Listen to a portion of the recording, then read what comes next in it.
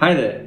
So, I wanted to do a breakdown of my alternate reality scene and go a little in depth through my thoughts and processes.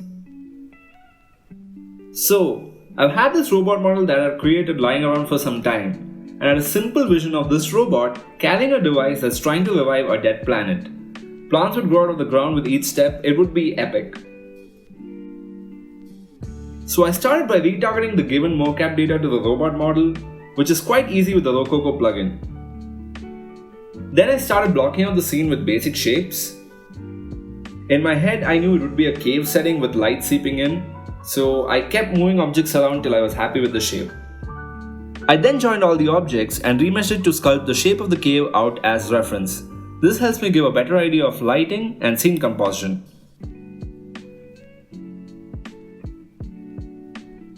Some more tweaks to the lighting here and there, and I was ready to move on.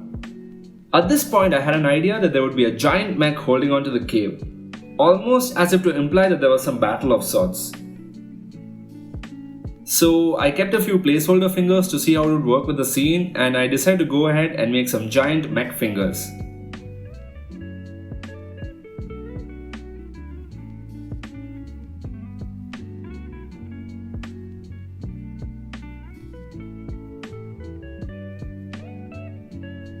Some basic modeling, rigging, and some materials later, I was ready to drop these into my scene.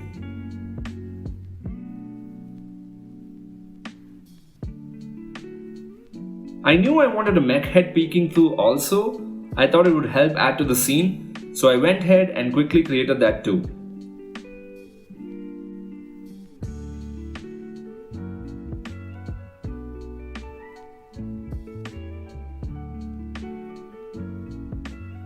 So at this point I was happy with how everything was looking, so it's time to replace the reference geometry with detailed assets.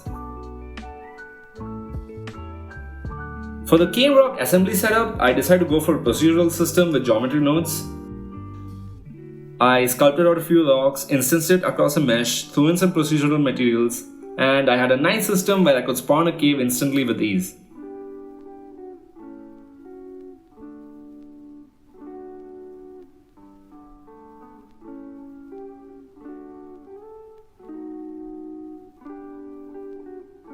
I added a few more rocks and dead grass across the ground plane for some extra detail, and now it's time to move on to the final bit, the flowers blooming.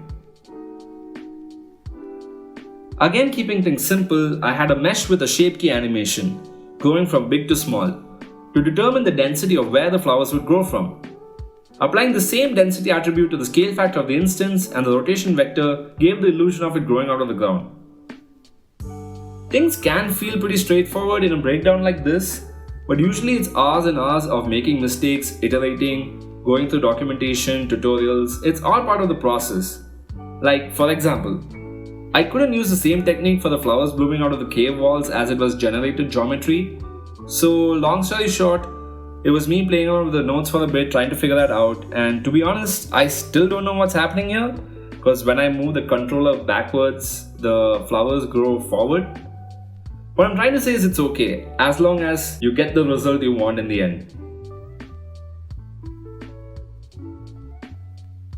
At this point, the final render was complete and it was time to add the sky, fog, atmospherics, and particles with my compositing software of choice, After Effects. This can be the most fun part of the process, as this is when you can truly breathe life into your renders.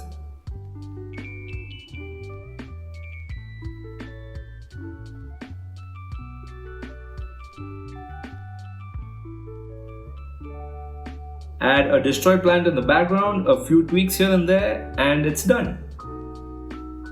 If you guys want to see more breakdown like this, let me know, and hit subscribe for more videos like this. I can't believe I just said that.